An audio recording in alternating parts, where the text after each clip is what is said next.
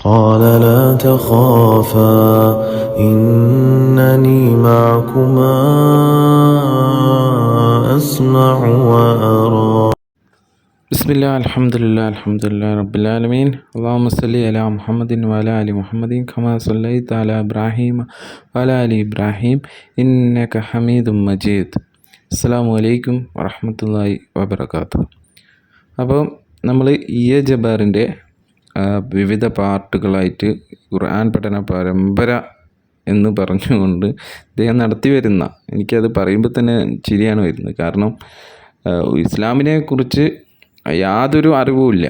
അവിടെ നിന്നും ഇവിടെ നിന്നും കേട്ട ഇസ്ലാം വിമർശകരിൽ നിന്നും പഠിച്ചു വന്ന ഒരാൾ ഇസ്ലാമിന് ഖുർആനൊരു പഠന പരമ്പര ക്ലാസ് നടത്തുക എന്നുള്ളത് എത്രത്തോളം, ഇപ്പം നമ്മൾ ഇതിനു മുമ്പ് അയ്യൂബ് മൗലവി പറഞ്ഞ പോലെ തന്നെ എന്തൊക്കെയോ എഴുതി കുത്തി കൊടുത്താൽ അത് കൊണ്ടുവന്ന് ഛർദ്ദിക്കുക എന്നുള്ളത് മാത്രമല്ലാതെ ഒരു ആധികാരികമായിട്ടൊരു കാര്യം പോലും ഇദ്ദേഹത്തിന് ഉദ്ധരിക്കാൻ കഴിയാത്ത ഒരാളാണ് ഈ പരിപാടി നടത്തിക്കൊണ്ടിരിക്കുന്നത്. അത് നമുക്ക് പലപ്പോഴായിട്ട് മനസ്സിലാകുന്നുണ്ട്. ഇദ്ദേഹത്തിൻ്റെ എല്ലാ പരമ്പരയും കേട്ട ആളുകൾക്ക് അത് ബോധ്യമായും ചെയ്യും എന്നുള്ളതാണ്.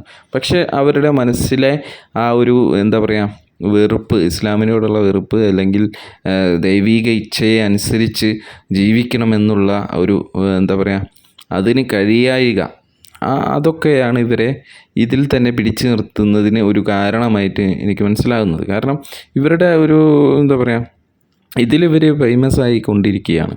അപ്പോൾ എന്തായി, ഇവർക്ക് ഈ പറഞ്ഞ വീഡിയോകളൊക്കെ ചെയ്ത് കിട്ടുന്ന വരുമാനം കൊണ്ടാണ് ഇവരുടെ ജീവിതമാർഗ്ഗം. ലിയാഖത്ത് അലി, ആരിഫ്, ഇവരൊക്കെ ഈ രീതിയിലാണ് ഇപ്പം ജീവിതം മുന്നോട്ട് നയിച്ചുകൊണ്ടിരിക്കുന്നത്.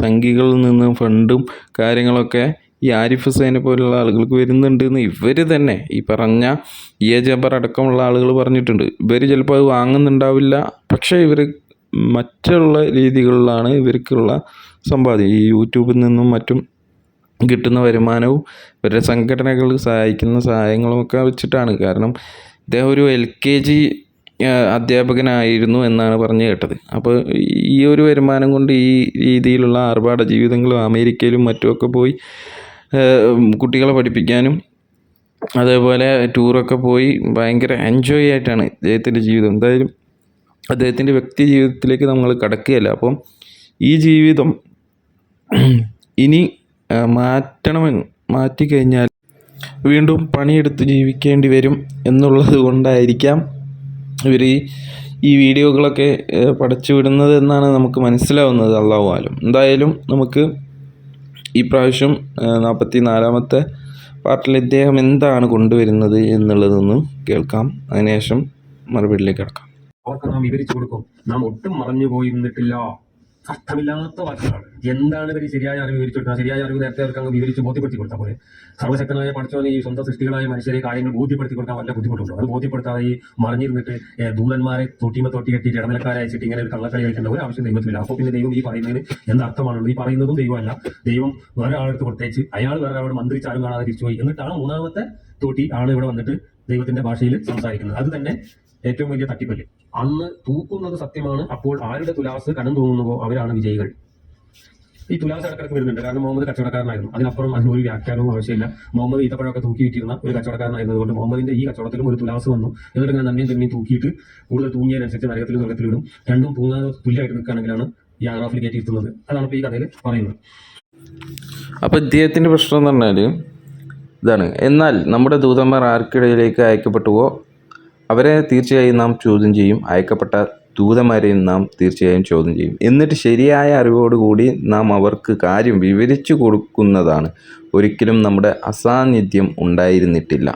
അപ്പോൾ ഈ ആയത്ത് വെച്ചിട്ടാണ് ഇദ്ദേഹം പറയുന്നത്, എന്നാൽ പിന്നെ എല്ലാവരെയും അങ്ങോട്ട് കൃത്യമായിട്ടുള്ളൊരു ബോധ്യപ്പെടുത്തി കൊടുത്തിരുന്നെങ്കിൽ ഈ പണീൻ്റെ ആവശ്യമൊന്നും ഇല്ലായിരുന്നല്ലോ എന്നുള്ള രീതിയിലാണ് ഇദ്ദേഹം പറയുന്നത്. പിന്നീട് തുലാസിലേക്ക് വന്നിട്ടുണ്ട്, അത് നമുക്ക് കിടക്കാം. ഇതൊന്ന് പറയാം. അപ്പോൾ ഇദ്ദേഹത്തിന് തന്നെ ഇപ്പോൾ ബോധ്യപ്പെടുത്തുന്ന രീതിയിൽ പല ആയത്തുകളും ഖുർആനിൽ ഇദ്ദേഹം തന്നെ വായിച്ചു പോയിട്ടുണ്ട്.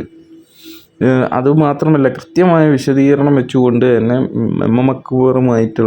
സംവാദത്തിൽ ആയക്കടലുമായിട്ട് ബന്ധപ്പെട്ട ആ വിഷയത്തിൽ കൃത്യമായിട്ട് 4 അറിവുകൾ അന്ന് അറബികൾക്കില്ലാതെ, അന്ന് അവർക്ക് കൃത്യമായിട്ട് ആ വിഷയം അറിയാത്ത ആ അറിവുകൾ അദ്ദേഹത്തിന് പറഞ്ഞു കൊടുത്തു. ഇത് സാധാരണ മനുഷ്യൻ പറഞ്ഞതല്ല എന്ന് ബോധ്യപ്പെടുത്താൻ വേണ്ടിയിട്ട്. പിന്നെ മറഞ്ഞു നിന്നുകൊണ്ട് നേരിട്ട് ഇത് പലപ്പോഴായിട്ട് പല ആളുകളും, നിരീശ്വരവാദികളായിട്ടുള്ള പല ആളുകളും മുന്നോട്ട് വെക്കുന്ന ഒരു വാദമാണ്. പ്രപഞ്ച സൃഷ്ടാവിനെ കാണുക എന്നുള്ളത് അതാണോ നിങ്ങൾ വിശ്വാസിയാകാൻ ഉള്ള ഒരു ക്രൈറ്റീരിയ? ഇനി ദൈവത്തെ തന്നെ ഇവർ നേരിട്ട് കണ്ടാൽ പോലും ഇവർ പറയാം അത് നമുക്ക് തോന്നുകയാണ് ഉണ്ടായത്, അങ്ങനെ അതൊരു ഇല്യൂഷനാണ് എന്ന് പറഞ്ഞ് ഇവർ ഒഴിഞ്ഞു മാറുകയേ ചെയ്യുള്ളൂ. അങ്ങനെ പല ആളുകൾക്കും നമുക്ക് കൃത്യമായിട്ടുള്ള തെളിവുകൾ കൊണ്ടു കൊടുത്തപ്പോഴും അവരൊക്കെ അങ്ങനെ തന്നെയാണ് പറഞ്ഞു പോയിട്ടുള്ളത്. അപ്പോൾ അതൊന്നും ഒരു ന്യായീകരണമല്ല. അത് പരലോകത്തെത്തിക്കഴിഞ്ഞാൽ ഇവർ ചെയ്ത നന്മയാണ് ചെയ്തതെങ്കിൽ നന്മക്കുള്ള പ്രതിഫലവും, തിന്മയാണ് ചെയ്തതെങ്കിൽ തിന്മയ്ക്കുള്ള ശിക്ഷയും അവർക്ക് കൃത്യമായിട്ട് നൽകപ്പെടുന്നതാണ് എന്ന് ബോധ്യപ്പെടുത്തി കൊടുക്കുകയാണ് ഇവിടെ ചെയ്യുന്നത്.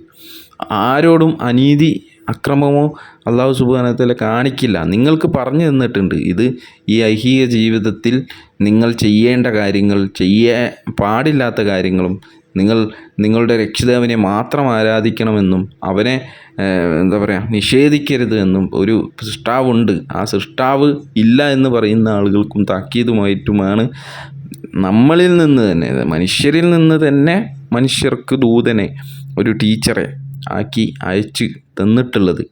എന്നിട്ടും നിങ്ങൾക്ക് ബോധ്യപ്പെട്ടിട്ടില്ലെങ്കിൽ പിന്നീട് നിങ്ങൾക്ക് ശിക്ഷാർഹരാവാൻ കൃത്യമായിട്ടും നിങ്ങൾക്ക് നൽകപ്പെടേണ്ട ശിക്ഷകൾ എല്ലാം വിവരിച്ചു കൊണ്ടാണ് ഖുർആൻ അവതരിപ്പിച്ചിട്ടുള്ളത്. നിങ്ങൾക്ക് ഇപ്പോൾ തോന്നുകയാണ് ഇതൊക്കെ വെറുതെ പറഞ്ഞു പോവുകയാണ് എന്ന് നിങ്ങളിപ്പോൾ പറഞ്ഞിട്ടുണ്ടെങ്കിൽ നാളെ നിങ്ങളോട് ചോദിക്കപ്പെടുന്ന ചില ചോദ്യങ്ങളാണ് ഖുർആനിലൂടെ അല്ലാഹു സുബ്ഹാനഹു വ തആല ചോദിക്കുന്നത്. സൂറത്ത് മുൽക്കിൽ കൃത്യമായിട്ട് നരകാവകാശികൾ പറയുന്ന കാര്യങ്ങളും അതേപോലെ തന്നെ മലക്കുകൾ, അതായത് നരകത്തിൻ്റെ കാവൽക്കാരായ മലക്കുകളും തമ്മിലുള്ള സംഭാഷണം പറയുന്നുണ്ട്. അത് ജസ്റ്റ് ഞാൻ ഇവിടെ മെൻഷൻ ചെയ്യാം. അപ്പോൾ ഇവിടെ അല്ലാഹു സുബ്ഹാനഹു വ തആല പറയുകയാണ് 8ാമത്തെ ആയത്ത് മുതൽ സൂറത്ത് മുൽക്കിൽ, കോപം നിമിത്തം അത് പൊട്ടിപ്പിളർന്നു പോകുമാറാകും. അതിൽ, അതായത് നരകത്തിൽ ഓരോ ആളുകളെയും ഓരോ സംഘങ്ങളെയും എറിയപ്പെടുമ്പോഴൊക്കെ അതിൻ്റെ കാവൽക്കാർ അവരോട് ചോദിക്കും, നിങ്ങളുടെ അടുത്ത് മുന്നറിയിപ്പുകാർ വന്നിരുന്നില്ലേ, നദീർ, അതായത് നിങ്ങൾക്ക് താക്കീത് നൽകുന്ന ആളുകൾ വന്നിരുന്നില്ലേ? അപ്പോൾ അവർ പറയും അതെ, ഞങ്ങൾക്ക് മുന്നറിയിപ്പുകാർ വന്നിരുന്നു, പക്ഷേ അപ്പോൾ ഞങ്ങൾ നിഷേധിച്ച് തള്ളുകയും അള്ളാഹു യാതൊന്നും ഇറക്കിയിട്ടില്ല, നിങ്ങൾ വലിയ വഴികേടിൽ തന്നെയാകുന്നു എന്ന് ഞങ്ങൾ പറയുകയും ചെയ്യുമായിരുന്നു എന്നാണ് അവർ പറയുന്നത്. അങ്ങനെ ഞങ്ങൾ കേൾക്കുകയോ ചിന്തിക്കുകയോ ചെയ്തിരുന്നെങ്കിൽ, ഇത് കേട്ടാൽ മാത്രം പോരാ, ചിന്തിക്കുകയോ ചെയ്തിരുന്നെങ്കിൽ ഞങ്ങൾ ഈ ജ്വലിക്കുന്ന നരകാഗ്നിയുടെ അവകാശികളുടെ കൂട്ടത്തിലാകുമായിരുന്നില്ല എന്നും അവർ പറയും. അത് ഈ നരകത്തിലേക്ക് ഇപ്പോൾ നിഷേധിയായിക്കൊണ്ട് മരണപ്പെടുന്ന ആളുകളെ സംബന്ധിച്ചിടത്തോളം ഇവിടെ പറയുന്നത്. അങ്ങനെ അവർ തങ്ങളുടെ കുറ്റം ഏറ്റുപറയും. ഞങ്ങൾ അപ്പോൾ നരകാഗ്നിയുടെ ആളുകൾക്ക് ശാപം.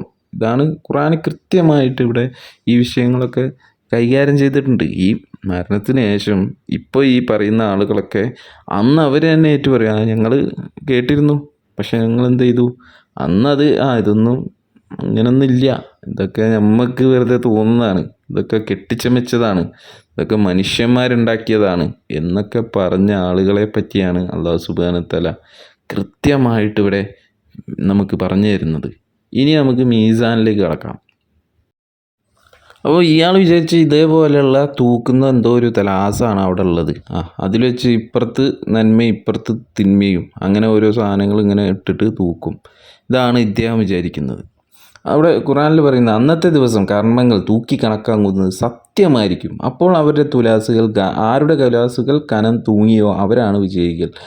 ആരുടെ തുലാസുകൾ മീസാൻ കനം കുറഞ്ഞുവോ അവരാണ് ആത്മനഷ്ടം നേരിട്ടവർ. നമ്മുടെ ദൃഷ്ടാന്തങ്ങൾക്ക് നേരെ അവർ അന്യായം കൈകൊണ്ടതിൻ്റെ ഫലമത്രേ അത്. അപ്പം ഇപ്പോൾ ഇവർ വിചാരിക്കുന്നത് എന്താ വെച്ചാൽ, എന്തോ ഒരു നമ്മളിപ്പോൾ ഇവരെ തൂക്കം നോക്കുന്ന ഒരുപാട് സാധനങ്ങൾ, അളവ് നോക്കുന്ന സാധനങ്ങളുണ്ടല്ലോ, അതേപോലെ എന്തൊക്കെ വെച്ചിട്ട് തൂക്കുകയാണെന്നാണ് ഇവരുടെ വിചാരം. ഇവിടെ ഇതാരാണ് പറയുന്നത്, ആരോടാണ് പറയുന്നത് എന്നുള്ളത് ആദ്യം മനസ്സിലാക്കുക. ഇത് മനുഷ്യരോടാണ് പറയുന്നത്. ആരാണ് പറയുന്നത്? മനുഷ്യരെയും സകലതിനെയും സൃഷ്ടിച്ച സൃഷ്ടാവാണ് പറയുന്നത്. നമുക്കറിയാം ഇന്ന് പല രീതിയിലുള്ള മെഷർമെൻറ്റുകൾ ലഭ്യമാണ് എന്നുള്ളത്. നമ്മൾ ആദ്യം ചിന്തിച്ചിട്ട് പോലും ഉണ്ടാവില്ല ഇങ്ങനെ ഒരു തൂക്കം നമുക്ക് എടുക്കാൻ കഴിയുമെന്ന്. ഒരു 50 കൊല്ലം മുമ്പ് വിചാരിക്കാത്ത രീതിയിലുള്ള തൂക്കം നോക്കുന്ന രീതികളാണ് ഇപ്പോൾ ഉള്ളത്. അപ്പോൾ പ്രപഞ്ച സൃഷ്ടാവിനെ സംബന്ധിച്ചിടത്തോളം അതെങ്ങനെ ഏത് രീതിയിലുള്ള മെഷർമെൻ്റാണ് അവൻ അവിടെ കരുതി വെച്ചിട്ടുള്ളത് എന്ന് നമുക്കറിയില്ല. അപ്പം അത് നിങ്ങൾ ഭയപ്പെടേണ്ടതില്ല. ഇത് കച്ചവടക്കാരനായതുകൊണ്ട് പറഞ്ഞതല്ല, ഇത് പ്രപഞ്ച സൃഷ്ടാവിൽ നിന്നുള്ള കാര്യമാണ്. എന്തായാലും നിങ്ങൾക്കൊക്കെ ഹിദായത്ത് കിട്ടട്ടെ, നന്മ കൂടുതലായിട്ട് ചെയ്തുകൊണ്ട് മരണപ്പെടുന്നവരുടെ കൂട്ടത്തിൽ നിങ്ങളെ ഉൾപ്പെടുത്തട്ടെ എന്ന് ആത്മാർത്ഥമായി പ്രാർത്ഥിച്ചുകൊണ്ട് നിർത്തുന്നു. അസ്സലാമു അലൈക്കും വറഹ്മത്തുള്ളാഹി വബറകാതുഹു. ഇൻഷാ അല്ലാഹ് തുടർന്നുള്ള വീഡിയോയിൽ വീണ്ടും കാണാം.